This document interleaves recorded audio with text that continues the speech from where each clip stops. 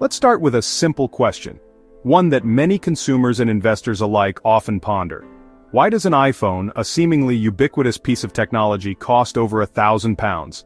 What justifies that hefty price tag in a market flooded with alternatives? Is it solely the cutting-edge technology packed inside, the meticulously crafted design that prioritizes both form and function, the intuitive and seamless software experience that sets it apart, or is it the undeniable allure of the brand status, the prestige associated with owning an Apple product?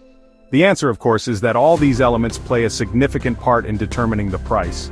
It's a complex equation where innovation, design, user experience, and brand perception all contribute. But in finance, we're trained to look deeper, beyond the surface-level features, beyond the marketing hype, and beyond the immediate appeal. We need to understand the underlying economic engine. When you buy Apple stock, you're not just buying into a brand name or a collection of sleek gadgets.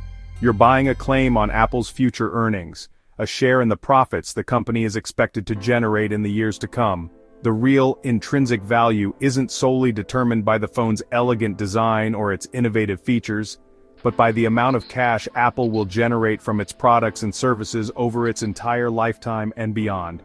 Think of it like buying an orchard, a long-term investment with the potential for recurring returns.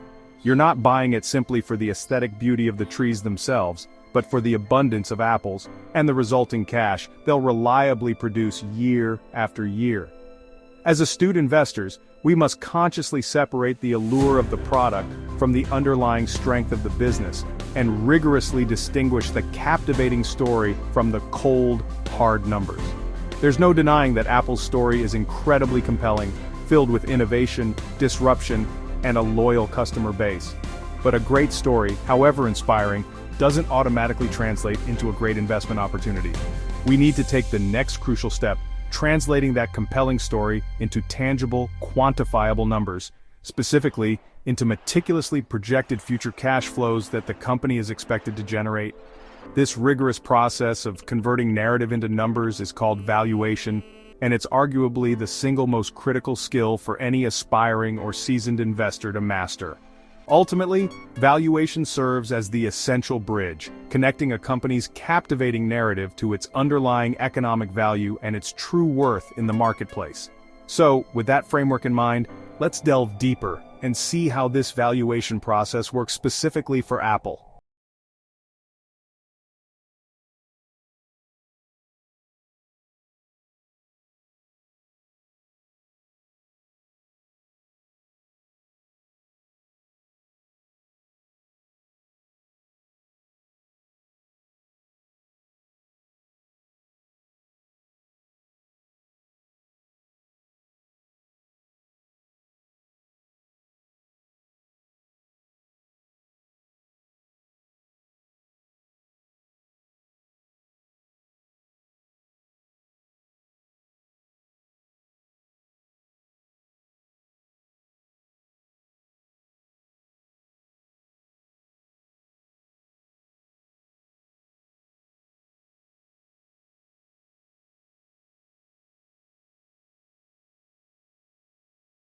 Intrinsic value.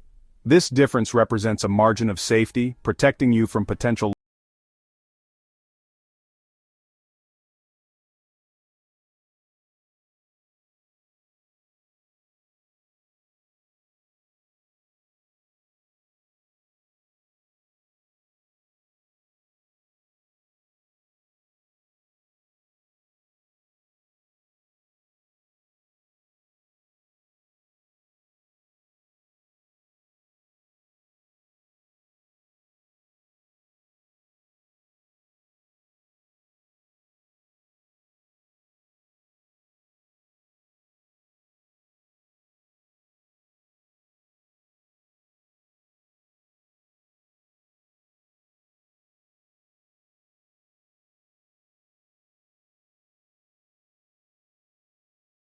valued investment opportunity.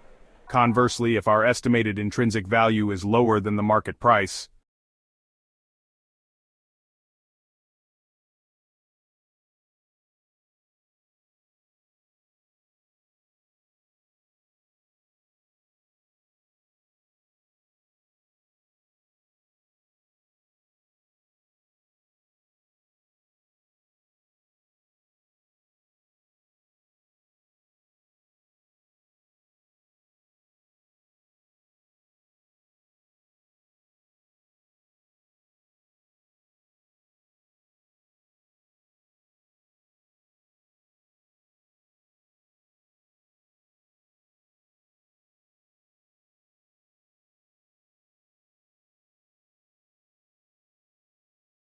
estimate that elusive intrinsic value. How do we estimate intrinsic value? One of the most robust methods is the discounted cash flow, or DCF. The DCF method translates a company's future cash story into a present-day number. It's based on a simple idea. A pound today is worth more than a pound tomorrow. So, we forecast all the cash a company will generate and discount it back to today's value. Think of our orchard. We estimate future apple sales, but each year's cash is worth less the further out it is. The DCF forces us to be explicit about our assumptions and connect our story to real numbers. It's not a black box, it's a disciplined framework. To value Apple, we need a narrative for its future, and then translate that into cash flow forecasts. The DCF model is how we make that story measurable. The first step in a discounted cash flow or DCF analysis is forecasting future free cash flows. This is arguably the most critical part of the entire valuation process. Free cash flow represents the cash a company generates that's available to its investors, both debt and equity holders. It's what's left after Apple pays its bills, funds all operating expenses, and reinvests in its business through capital expenditures. To begin, we start with Apple's recent performance, analyzing their historical financial statements to understand their past cash generation. In 2024, Apple's revenues were approximately $381.6 billion. This represents the total income generated from their various products and services. From this revenue figure, we need to subtract all the costs associated with running the business, including operating costs, applicable taxes, and any capital expenditures required to maintain and grow the company's assets. After making these deductions, we arrive at the free cash flow, which is the cash available to the company's investors. Now, we need to build a story about Apple's future. This involves making assumptions about their growth rate, profitability, and investment needs. A key question is, will Apple grow at 4% a year, reflecting a steady and mature growth phase, or will it grow more slowly, perhaps due to market saturation or increased competition? For this example, let's assume a 4% annual growth rate for the next 5 years. This represents a reasonable expectation for a company of Apple's size and market position. Beyond the initial 5-year period, we'll assume a more conservative 2% long-term growth rate, reflecting the idea that growth will eventually slow down as the company matures further. Based on these growth assumptions, we can project Apple's future revenues, operating income, and other key financial metrics. We also need to project the company's future tax obligations and reinvestment needs for each year, ensuring that we accurately capture the cash flows available to investors.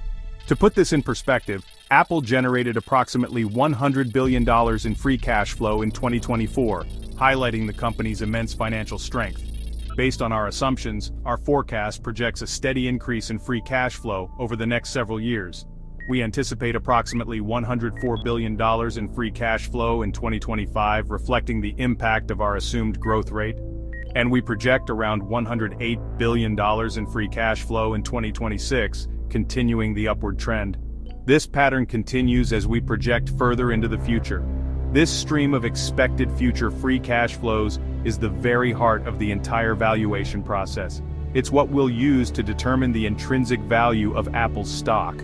If we adopt a more optimistic view of Apple's future with higher growth rates and increased profitability, this will naturally lead to higher forecasts for free cash flow. Conversely, if we take a more pessimistic stance, anticipating slower growth or declining profitability, we'll arrive at lower projections for free cash flow. Ultimately, everything else in the valuation, from the discount rate to the terminal value, flows directly from these initial free cash flow projections. They are the foundation upon which the entire analysis is built. Next, we discount those future cash flows to today's value using a discount rate. The discount rate reflects risk. The higher the risk, the higher the rate, and the lower the present value. For Apple, a stable company, a reasonable discount rate might be 8.5%. This rate blends the cost of debt and equity, but for Apple, it's mostly equity. Using 8.5%, we discount each year's cash flow. $104 billion in 2025 becomes about $95.8 billion today. The further out the cash flow, the more it's discounted. This process accounts for both time and risk. It's a systematic way to compare future cash to today's money. Now let's bring it all together. We sum the present values of Apple's forecasted cash flows for the next decade. But Apple won't stop after 10 years, so we calculate a terminal value. What all future cash flows are worth in perpetuity, growing at, say, 2%. Add the discounted terminal value to the sum of the forecast period. Suppose this totals $2.8 trillion for Apple's operations. Add Apple's net cash, about $100 billion, and we get $2.9 trillion in equity value. Divide by the number of shares, about 15.3 billion, and we get an intrinsic value of roughly $190 per share. This is our estimate of what Apple is truly worth today. The process is rigorous, but the logic is straightforward. Now let's see how this compares to the market price. This is where things get interesting. Our DCF says Apple is worth $190 per share, but the market price is $215. What does this gap mean? Maybe the market is too optimistic, pricing in faster growth or higher margins than our model.